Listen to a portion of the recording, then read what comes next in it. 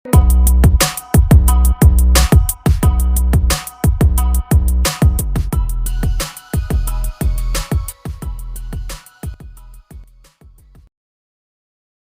banyak orang miskin yang kaya mendadak karena menang lotre, tetapi dalam waktu singkat mereka kembali miskin. Di antaranya Michael Carroll, pengemas biskuit yang tahun 2002 menang lotre 15,5 juta US dollar atau sekitar 235 miliar. Saat ini kembali miskin dan jadi pemungut sampah. Contoh yang lain, Kate Gordon menang lotre 14 juta US dollar atau sekitar 210 miliar rupiah yang kemudian bangkrut. Kelly Rogers menang lotre 1,9 juta pound sterling atau sekitar 33 miliar rupiah. Saat ini kembali miskin dan menjadi pengasuh anak. Dan masih banyak pemenang-pemenang lotre lain seperti Andrew Jack Whittaker, Billy Bob Harrell Jr., Jose Antonio, Evelyn Adam, William Post, Dennis Rossi yang juga kaya mendadak karena menang lotre dan kembali jatuh miskin. Hal ini menunjukkan bahwa perbedaan antara orang kaya dan orang rata-rata atau bahkan orang miskin itu bukan dari berapa banyak uang yang mereka miliki, berapa besar penghasilan yang mereka peroleh, tetapi terutama tergantung pada pola pikir dan cara mengelola uang. Orang rata-rata cenderung menggunakan uang mereka untuk lifestyle atau gaya hidup agar mereka terlihat kaya. Saat orang rata-rata menerima uang, mereka seringkali hanya punya dua pos, yaitu pos need atau pos kebutuhan dan pos want atau pos keinginan. Saat uangnya kurang untuk membeli want atau lifestyle mereka, orang rata-rata cenderung berutang sehingga mereka punya satu pos tambahan, yaitu pos untuk bayar utang, yaitu pos debt. Orang rata-rata tidak punya aset, tidak punya pos investasi, tidak punya pos proteksi untuk kehidupan mereka. Sehingga kalau terjadi sesuatu yang tidak diinginkan yang menimpa dirinya atau keluarganya, mereka hanya bisa meratap dan menangis. Di samping itu, mereka juga punya pos debt dan punya banyak utang. Sebenarnya banyak sekali orang rata-rata yang karirnya naik, gajinya juga naik, tetapi kenapa mereka bukannya bertambah kaya atau mempunyai banyak aset, tetapi justru banyak utang? Karena orang rata-rata salah dalam mengelola uangnya. Seringkali peningkatan karir disertai juga dengan peningkatan lifestyle agar mereka terlihat kaya dan dipandang sukses oleh relasi, keluarga, dan masyarakat sekitarnya. Dan seringkali uang untuk membiayai peningkatan lifestyle itu lebih besar daripada peningkatan gaji atau penambahan uang dari hasil usaha mereka.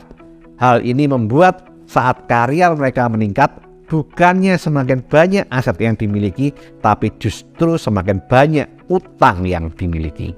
Orang rata-rata yang karirnya meningkat dan diiringi lifestyle yang meningkat, seringkali suka nongkrong di kafe, suka makan di resto yang mahal, kemudian belanja barang-barang branded seperti tas, jam tangan, sepatu, handphone, dan bukan hanya satu, tapi koleksi.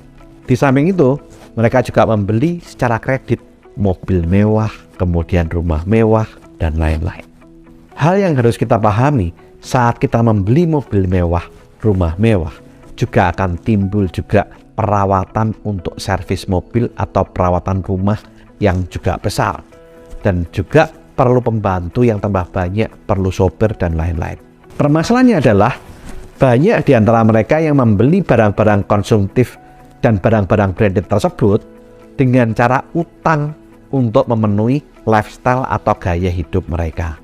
Dan saat utangnya menumpuk atau ada kondisi yang tidak diinginkan mereka, seperti terjadi krisis, ada PHK, ada anggota keluarga yang sakit atau kecelakaan, karena mereka tidak punya pos saving untuk dana berjaga-jaga dan pos investasi, mereka stres dan terpaksa harus menjual harta mereka satu persatu, sehingga orang rata-rata itu akhirnya menjadi orang miskin. Problemnya adalah kecenderungan yang dikatakan harta oleh orang rata-rata itu adalah barang konsumtif yang kecenderungan nilainya turun banyak saat dijual atau bahkan tidak laku dijual. Seperti mobil, motor, handphone, tas, sepatu, dompet, sabuk, dan lain-lain. Nah, inilah sebabnya kenapa orang rata-rata bisa menjadi miskin dan bisa tambah miskin karena punya lifestyle, punya utang, dan hartanya pun sebetulnya bukan aset, tetapi adalah barang-barang yang nilainya turun. Sedangkan orang kaya mengelola uangnya dengan bijak. Mereka punya yang namanya wealth style agar mereka bertambah kaya dan makmur. Mereka memiliki 3 pos saat mereka menerima uang hasil wealth creation mereka, yaitu yang pertama pos need atau pos kebutuhan, yang kedua pos saving untuk dana berjaga-jaga atau dana darurat atau dana proteksi jika terjadi hal-hal yang tidak diinginkan terjadi dengan dirinya atau keluarganya. Kemudian yang ketiga adalah pos investasi untuk membeli aset seperti deposito, obligasi, saham, rumah atau properti yang nilainya seringkali meningkat. Contoh, saat beli saham harganya naik, mendapatkan keuntungan yang namanya capital gain, dan tiap tahun perusahaan membagi keuntungan, maka kita bisa dapat yang namanya dividen. Saat kita menabung deposito di bank, kita dapat bunga. Kalau di bank syariah, kita dapat yang namanya bagi hasil. Saat kita beli obligasi, kita bisa dapat kupon atau bagi hasil kalau obligasi syariah atau sukuk. Saat kita beli rumah, kita bisa sewakan, maka kita akan dapat uang sewa tiap tahun. Atau kita bisa jadikan rumah kos, sehingga kita bisa dapat uang sewa tiap bulan. Dan harga rumah cenderung naik. Kalau kita jual, kita juga akan dapat untung. Sehingga aset tersebut bisa menghasilkan uang untuk kita. Inilah yang disebut dengan yang namanya passive income, atau uang bekerja untuk kita dan bermultiplikasi dan berlipat ganda. Apakah orang kaya tidak punya pos want atau pos keinginan? Jelas mereka punya. Jelas mereka sangat punya. Mereka bahkan punya keinginan dan impian yang sangat besar. Tapi mereka menunda membeli pos want atau keinginan tersebut di awal untuk membeli pos investasi. Dan setelah pos investasi mereka bertumbuh dan berkembang, aset mereka bertambah, mereka baru akan membeli pos want atau keinginan dan impian-impian mereka satu demi satu dari hasil pos investasi. Orang kaya membuat wealth style terlebih dahulu, baru kemudian mereka membeli lifestyle atau gaya hidup mereka.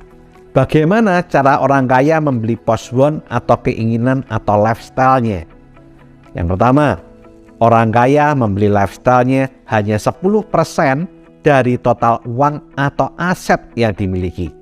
Misal, orang kaya punya impian beli mobil Mercedes-Benz seharga 1,5 miliar. Maka dia baru akan membeli Mercedes-Benz tersebut setelah asetnya bernilai 15 miliar. Saat asetnya mencapai 15 miliar, dia beli Mercedes-Benz senilai 1,5 miliar secara cash, bukan secara kredit. Sementara orang rata-rata membeli lifestyle mereka 10% dari harga barangnya dengan cara mencicil atau hutang. Inilah bedanya antara orang rata-rata dan orang kaya dalam membeli lifestyle mereka. Memang sama-sama 10%, tetapi orang kaya beli barang 10% dari total asetnya. Saya ulang ya, orang kaya beli barang konsumtif untuk lifestyle mereka itu hanya 10% dari total uangnya. Sementara orang rata-rata beli barang 10% dari harga barang tersebut dengan cara nyicil 10 kali bahkan 12 kali untuk barang tersebut. Kalau barangnya mobil itu bisa dicicil 5-10 tahun. Cara kedua orang kaya beli lifestyle mereka, yaitu jika jarak antara aset dengan impian atau lifestyle mereka terlalu jauh, maka untuk sementara waktu mereka menurunkan lifestyle-nya. Misal, jika ingin beli mobil, jika aset baru terkumpul 1 miliar, maka hanya bisa beli mobil second seharga 100 juta secara cash. Kan masih sama juga kan, sama-sama punya mobil secara fungsional.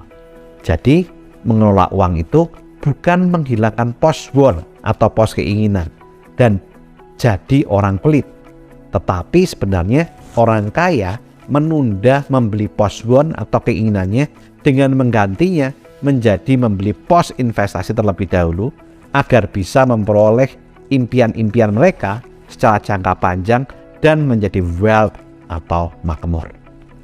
Inilah sebabnya mengapa orang kaya makin kaya. Jadi di sini Anda sudah bisa menjawabkan apakah orang kaya makin kaya dan orang miskin 80% makin miskin. Itu bukan mitos, tapi itu fakta. Kenapa? Karena tergantung dari bagaimana cara mereka mengelola uangnya. Oke, lakukan terus saving, investing, protecting agar hidup kita makin sip.